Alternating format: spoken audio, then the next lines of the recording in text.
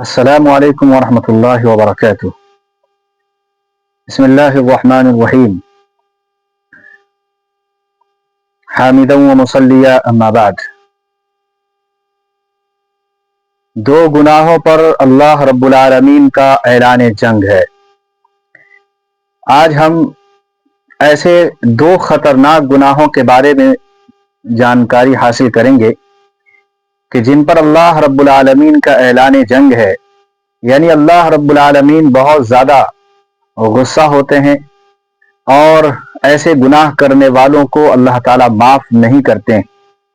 اعلان جنگ کا مطلب یہ ہوتا ہے کہ ضرور بھی ضرور اللہ رب العالمین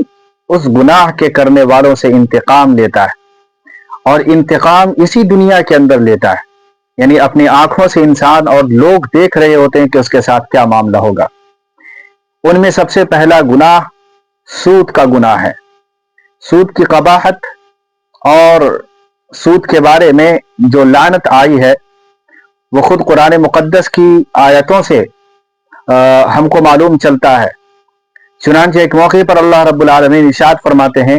فَإِن لَّمْ تَفْعَلُوا فَأْذَنُوا بِحَرْبٍ مِّنَ اللَّهِ وَرَسُولِهِ، کہ جو شخص سود کو نہیں چھوڑتے ہیں، سود جیسی لعنت کے اندر گرفتار ہوتے ہیں، تو اس کو چاہیے کہ وہ آئے، فَأْذَنُوا، وہ تیار ہو جائے، بِحَرْبٍ مِّنَ اللَّهِ وَرَسُولِهِ، اللہ اس کے رسول سے جنگ کرنے کے لیے۔ یہ بہت بڑا جملہ ہے اور اللہ رب العالمین کی بہت بڑی پھٹکار ہے، بہت بڑی جو گویا کہ ایک دل ڈولا دینے والی سہانی روح آواز ہے کہ اس سے انسانوں کو متنبہ ہو جانا چاہیے کہ سود کا وبال کتنا ہے اور اللہ رب العالمین سود سے کتنا زیادہ نفرت کرتے ہیں۔ یہ رہی سود کی بات۔ اب آئیے دوسرے گناہ پر، جس کے بارے میں ذکر ہے کہ یہ اللہ رب العالمین کے غضب اور غصے کو بھڑکانے والی چیز ہے، اور وہ یہ کہ ایک انسان اللہ کے مقرب بندوں سے دشمنی کرے، اللہ کے ولی، اللہ کے دوست سے دشمنی کرے، اور اس سے جو ہے بغض، عناد اور اس طریقے کا بیر، دشمنی رکھے، تو اللہ رب العالمین ایسے شخص کو بھی دنیا کے اندر ہی عذاب دیتا ہے۔ پہلے گناہ کے بارے میں تو آپ نے سن ہی لیا، اور وہ سود تھا، اور دوسرا گناہ اللہ کے ولی اور اللہ کے مقرب بندوں سے دشمنی رکھنا۔ اس سلسلے میں بخاری کی ایک حدیث ہے کہ اللہ کے نبی علیہ الصلوۃ والسلام نے ارشاد فرمایا کہ من عاد لی ولیا فقد آذنته للحرب، کہ جو اللہ کے دوست سے دشمنی رکھتا ہے تو اللہ تعالیٰ فرماتے ہیں کہ آؤ پھر اعلان جنگ ہے۔ تو یہ جو سلسلہ ہے، اس دو گناہ کو سمجھنے کی ضرورت ہے۔ آج عموماً مسلمان یا اسی طریقے سے انسان ان دو گناہوں کے اندر ضرور ملوث ہے۔ نمبر ایک، وہ سودی کاروبار سے اپنے پیٹوں کو پال رہے ہیں، اور کہیں نہ کہیں ہر انسان اچھا نیک طبیعت کے حامل اور اچھے انسان بھی اس کے اندر گرفتار ہو رہے ہیں آج کل۔ لہٰذا حتی الامکان، حتی المقدور، جتنی انسان کی بشریت تقاضے ہے، کوشش کرنی چاہیے کہ سود نہ لے اور سود کا کوئی لقمہ پیٹ کے اندر نہ جائے۔ اور دوسرے نمبر پر اللہ کے مقرب لوگوں سے دشمنی رکھنا، ان کو بدزبانی کرنا، ان سے جو ہے بیر رکھنا اور ان کو غلط الفاظ کا استعمال کرنا، یہ دو گناہوں کے بارے میں۔ لہٰذا میں چاہتا ہوں کہ یہ جو دوسرا گناہ ہے، پہلا گناہ تو متشرع ہے، پوری دنیا جانتی ہے، اور اس بارے میں قرآن و حدیث کی اتنی جو ہے آیتیں اور احادیث موجود ہے کہ اس پر کلام کرنا بہت زیادہ گویا کہ گفتگو کو طوالت میں لے کر کے چلا جائے گا۔ میں چاہتا ہوں کہ دوسری گناہ کے اوپر چند وضاحتیں اور چند واقعات آپ کو سنا کر کے بات کو مزین کروں اور بات کو کھولوں کہ کس طریقے سے اللہ تعالیٰ ان گناہوں کا بدلہ دنیا کے اندر لیتا ہے۔ چنانچہ آج کی مجلس میں دوسرے گناہ پر تفصیلی گفتگو انشاءاللہ کریں گے۔ نمبر ایک صحابی رسول ہیں حضرت سعید بن زید رضی اللہ تعالیٰ عنہ۔ یہ بہت بڑے صحابی حضرت سعید بن زید، ان کا واقعہ لکھا ہوا ہے کہ ایک عورت تھی جو اس زمانے میں گویا کہ مشہور تھا یہ کہ یہ ٹھیک ٹھاک عورت نہیں ہے، مکار ہے، لوگوں کو تکلیف دیتی ہے۔ اس زمانے کی عورت تھی جس کا نام تھا عروہ بنت اویس۔ انہوں نے جھوٹا دعویٰ کیا حضرت سعید رضی اللہ تعالیٰ عنہ کے اوپر، اور یہ کہا کہ انہوں نے میری کچھ زمینیں زبردستی غصب کر لی. ایک صحابی رسول پر تہمت لگائی, الزام لگایا کہ ایک صحابی رسول نے میری زمین غصب کر لی. اس پر جب حضرت سعید رضی اللہ تعالیٰ عنہ آپے سے باہر ہو گئے, بہت زیادہ معاملات کھڑے ہوئے, تو زبان سے نکل گیا کہ اگر یہ عورت جھوٹی ہے تو اللہ رب العالمین دنیا کے اندر اس کی آنکھ پھوڑ دے گا, اور اسی طریقے سے یہ جو زمین جو میری زمین غصب کی ہے اور الٹا میرے اوپر الزام لگا دیا کہ میری زمین غصب ہوئی, تو اسی زمین میں اس عورت کی موت واقع ہوگی, یعنی اسی جگہ دفن ہوگی. یہ دو پیشن گوئی اس صحابی رسول نے کی تھی اور ان کی زبان سے نکل گیا تھا. اور حالت جب آگے بڑھا اور وقت آیا تو حضرت عمر فاروق رضی اللہ تعالیٰ عنہ کے پوتے ہیں محمد, یہ بیان کرتے ہیں کہ میں نے اپنے ان آنکھوں سے دیکھا ہے کہ اس بڑھیا کے بارے میں جس کے بارے میں صحابی رسول حضرت زید نے بد دعا دی تھی کہ اس کی آنکھ جو ہے سے وہ اندھی ہو جائے گی, اور ایسا ہی ہوا, آخر زمانے میں وہ اندھی ہو گئی تھی. اور جس زمین کو غصب کیا تھا اس بوڑھی عورت نے, اس زمین میں ایک کنواں تھا, لہٰذا وہ عورت جو ہے اس کنواں کے اندر آخری زمانے میں اندھے پن کی وجہ سے گر گئی اور وہیں مر گئی. تو یہ دو علامتیں پائی گئی. اسی لیے اللہ کے دوست اور اللہ کے مقرب بندوں سے دشمنی کرنا وبال جان ہے, اور اللہ رب العالمین فرماتے ہیں کہ یہ اعلان جنگ ہے اللہ اس کے رسول سے, لہذا اس سلسلے میں سمجھنے کی ضرورت ہے. ایک اور صحابی ہے حضرت سعد ابن ابی وقاص, بہت بڑے صحابی, ہر شخص جانتے ہیں, پاتے ہیں. جابر بن سمرہ رضی اللہ تعالیٰ عنہ فرماتے ہیں, یہ روایت بیان کرتے ہیں کہ اہل کوفہ نے, چونکہ یہ کوفہ کے گورنر تھے, تو حضرت سعد بن ابی وقاص کو جو ہے کوفہ کے کچھ لوگوں نے جو ان سے ناراض تھے اور دشمنی رکھتے تھے اور ان کے جو خلاف تھے, حضرت عمر بن خطاب کی اس وقت حکومت چل رہی تھی, وہی خلافت کے عہدے پر فائز تھے, تو شکایت درج کی خلیفہ کو جا کر کے, عمر بن خطاب رضی اللہ تعالیٰ عنہ کو, اور 3 الزامات لگائے حضرت سعد بن ابی وقاص پر اہل کوفہ نے. نمبر 1 کہ حضرت سعد بن ابی وقاص جہاد کے لیے نہیں نکلتے. نمبر 2 مال غنیمت کو صحیح طریقے سے تقسیم نہیں کرتے. نمبر 3 درست فیصلہ نہیں لیتے, اچھا فیصلہ نہیں کرتے. یہ 3 الزامات لگائے اور حکومت وقت سے درخواست کی کہ آپ ان کو معزول کیجیے, یعنی آپ ان کو گورنری سے اتار دیجیے. حالانکہ وہ صحابی رسول نیک طبیعت کے تھے اور بہت ہی زیادہ رحم دل تھے, اور یہ تینوں صفت جو الزام لگائی جا رہی ہے حالانکہ ایسا نہیں تھا. تینوں جگہ وہ جہاد کے لیے بھی نکلتے تھے, مال غنیمت کو صحیح طریقے سے تقسیم بھی کرتے تھے, فیصلے میں بہترین فیصلہ کرتے تھے. اس کے باوجود بھی ان پر جھوٹے جب الزام لگے تو حضرت سعد بن ابی وقاص کو بہت زیادہ تکلیف ہوئی, تو انہوں نے 3 بد دعا دی ان لوگوں کو, یعنی کہا کہ میری طرف سے بھی 3 ہے, اور چونکہ ان لوگوں نے خلیفہ وقت سے درخواست کی تھی تو انہوں نے اللہ سے درخواست کر دی. فرق یہ ہے کہ کوفہ والوں نے دنیا کے حکمرانوں سے درخواست کی کہ ان کو معزول کیجیے, اور انہوں نے اللہ رب العالمین سے درخواست کی کہ اس کا بہترین فیصلہ اب آپ کیجیے. لہٰذا عمر بن خطاب نے تحقیق کی, اور تحقیق کرنے کے بعد ان کو معلوم چل گیا تھا کہ کوفہ والے جو ہے جھوٹ بول رہے ہیں اور یہی سچ کہہ رہے ہیں. حقیقت اور سچ پر حضرت سعد بن وقاص ہے. حضرت عمر بن خطاب کی تحقیق نے یہ ثابت کر دیا تھا, لیکن اس کے باوجود لوگ ناراض تھے, تو حضرت سعد بن وقاص کو معزول کیا گیا, اور عمر بن خطاب نے ان کی جگہ ایک دوسرے صحابی کو جو ہے ان کے عہدے پر فائز کیا, اور ان کو جو ہے کچھ دن کے لیے معزول کر دیا تھا. بہرحال لیکن جب دعا حضرت سعد بن وقاص کی ان لوگوں کے بارے میں آئی تو یہ تھی کہ نمبر 1 کہ جو شخص ہے جو زیادہ یعنی گویا کہ پریشر ڈال رہا ہے ان کی معزولی کا, ان کے بارے میں یہ بددعا دی تھی کہ ان کی عمر کو لمبی فرما دے.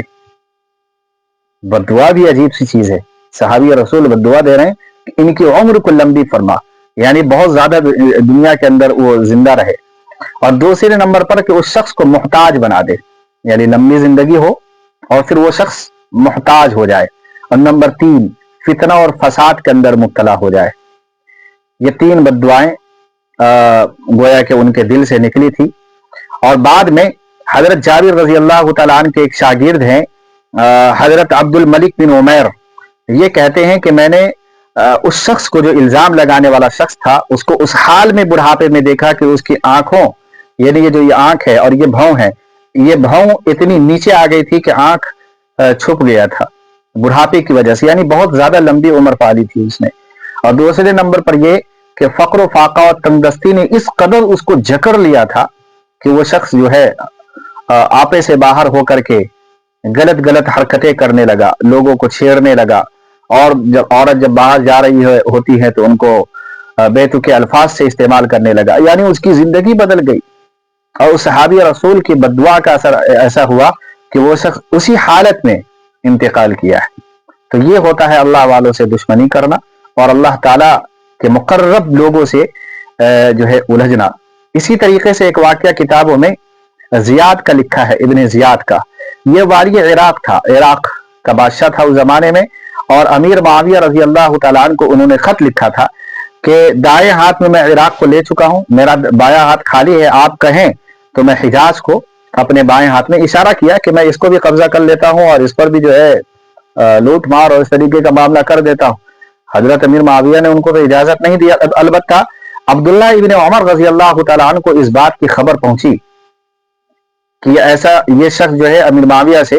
رضی اللہ تعالیٰ عنہ سے ایسی ایسی اجازتیں لے رہا ہے، تو ابن زیاد کے لیے حضرت عبداللہ بن عمر نے بددعا دی اور کہا کہ اے اللہ تعالیٰ زیاد کے بائیں ہاتھ کو ہماری طرف سے یعنی اس کی کفایت فرما۔ تو اس کے بائیں ہاتھ میں ایک خطرناک قسم کا پھوڑا اور زخم نمودار ہوا، جس کی وجہ سے ابن زیاد اسی حالت میں انتقال کیا۔ تو یہ ہوتی ہے۔ اسی طریقے سے سفیان ثوری کا بھی ایک قصہ سن لیں، بہت عجیب سا واقعہ ہے۔ سفیان ثوری یہ بہت بڑے محدث بھی گزرے، بہت پائے کے محدث، دو سفیان کے نام سے، ایک سفیان ابن عیینہ اور ایک سفیان ثوری۔ تو یہ جو دونوں سفیان ہیں یہ دونوں محدث ہیں، ایک بڑے ہیں ایک چھوٹے ہیں، بڑے والے سفیان ثوری ہیں، چھوٹے والے سفیان ابن عیینہ ہیں۔ خلیفہ منصور یہ عباسی سلطنت کا بے باک قسم کا یہ تھا اور بہت ظالم قسم کا آدمی تھا خلیفہ منصور۔ اس نے سفیان ثوری کو ستانے میں اور پریشان کرنے میں کوئی بھی حد نہیں چھوڑا، یہاں تک کہ، اور یہی وجہ ہے کہ سفیان ثوری جو ان کے خلاف ببانگ دوحل حق بات کو بیان کرتے تھے خلیفہ منصور کے خلاف، اور جو حق بات ہوتا تھا ان کو وضاحت کے ساتھ بیان فرماتے تھے کہ یہ سچ ہے اور یہ غلط ہے۔ اسی وجہ سے ایک موقع آیا کہ جب خلیفہ منصور حج کے لیے جا رہا تھا اپنی فوج کے ساتھ، تو اس کو معلوم چلا کہ سفیان ثوری مکہ کے اندر موجود ہے اور ان کو بھی مکہ جانا تھا حج کے لیے، لہذا حکم جاری کیا کہ سب سے پہلے جاؤ اور سفیان ثوری کو تخت دار پر لٹکاؤ، یعنی سولی پہ لٹکاؤ، اور اس کے بعد وہ اس کے اندر مکہ کے اندر داخل ہوگا۔ بعض لوگوں نے سمجھایا کہ ایسا نہ کرے، لیکن یہ شخص جو ہے اپنے فوج کو بھیجا، اور جانے کے بعد اس وقت جب ان کو اطلاع دی گئی، ایک شخص نے سفیان ثوری کو اطلاع دیا کہ ایسے ایسے آپ کے بارے میں بادشاہ نے خبر چلائی ہے اور آپ کو گرفتار کرنے کے لیے فوج آ رہی ہے، لہذا آپ چھپ جائیں۔ اس موقع پہ حرم کے اندر حضرت سفیان ثوری موجود تھے، اور جس حالت میں بیٹھے ہوئے تھے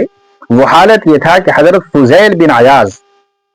رحمت اللہ علیہ کے گود کے اندر اپنا سر رکھے ہوئے تھے، اور سفیان ابن عیینہ کے گود میں اپنا پاؤں رکھے ہوئے تھے اور اس قدر لیٹے ہوئے تھے، اور یہ تینوں محدث ہے، بڑے اللہ والے تینوں ہیں، سفیان ثوری ہیں، سفیان ابن عیینہ ہے، حضرت فضیل بن عیاض ہے۔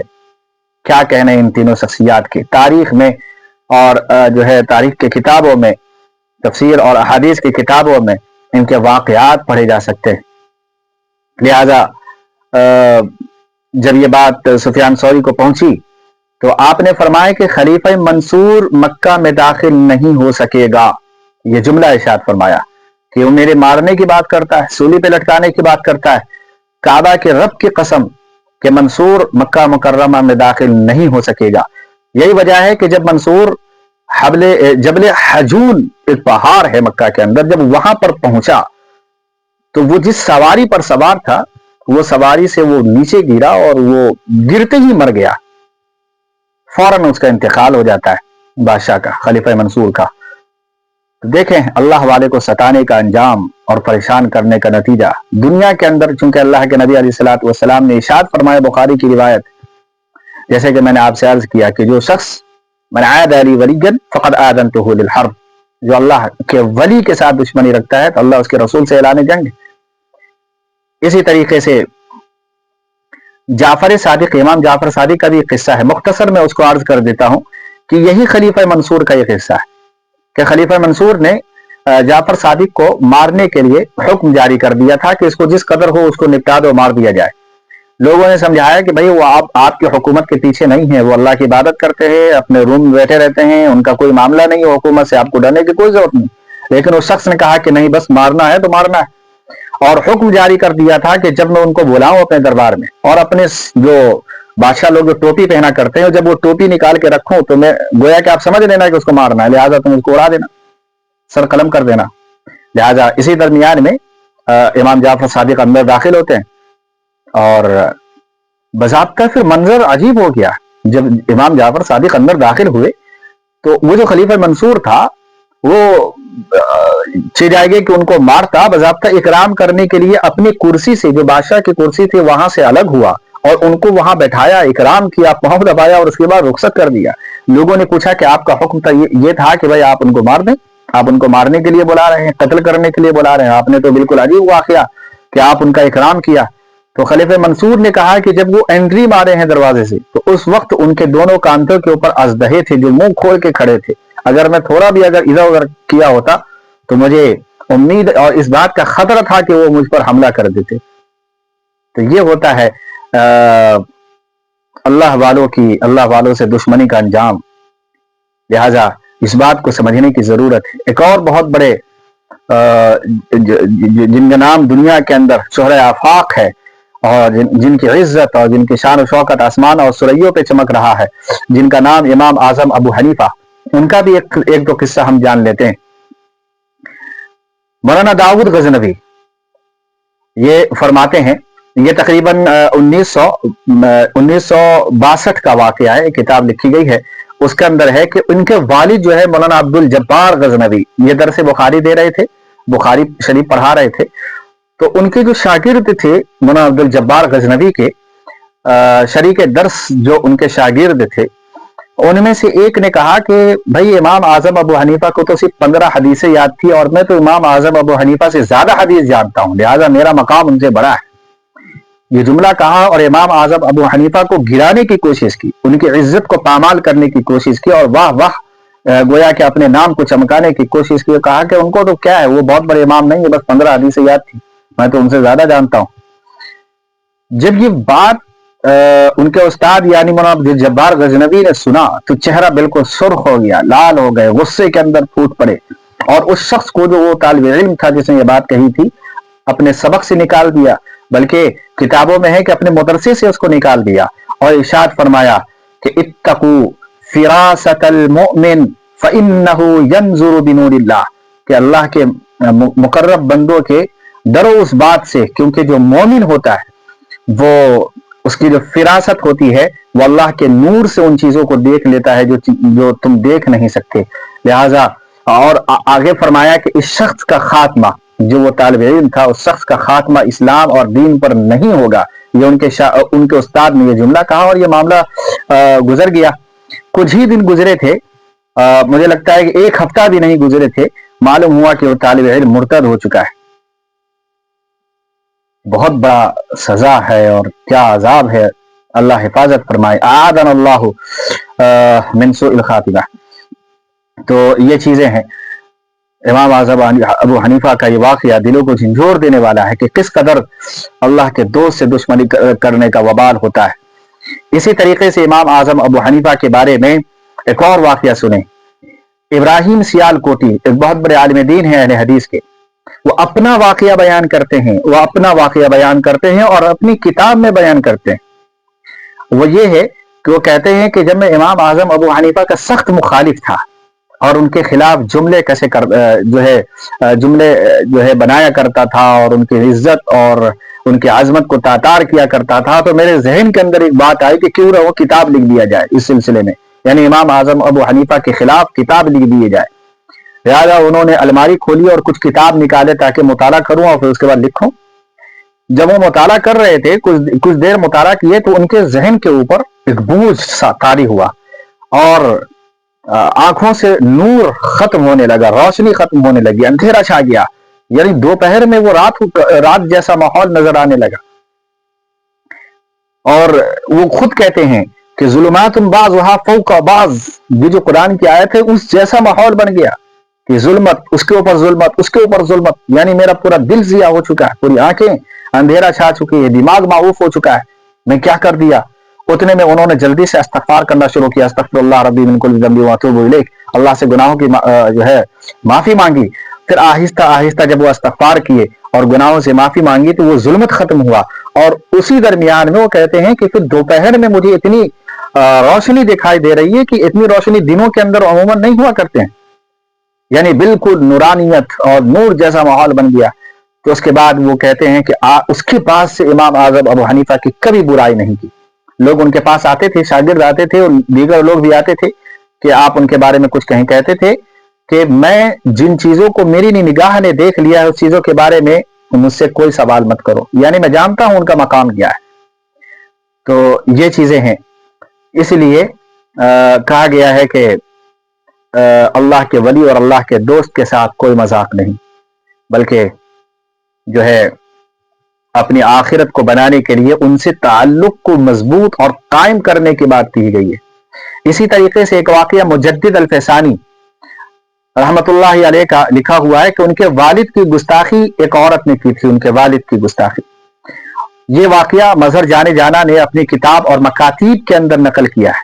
कि मुजद्दिद अल-फैसानी के शेख अब्दुल अहद जो उनके वालिद थे कि शान में किसी औरत ने गुस्ताखी की तो उन्होंने सुकूत फरमाया, सब्र किया।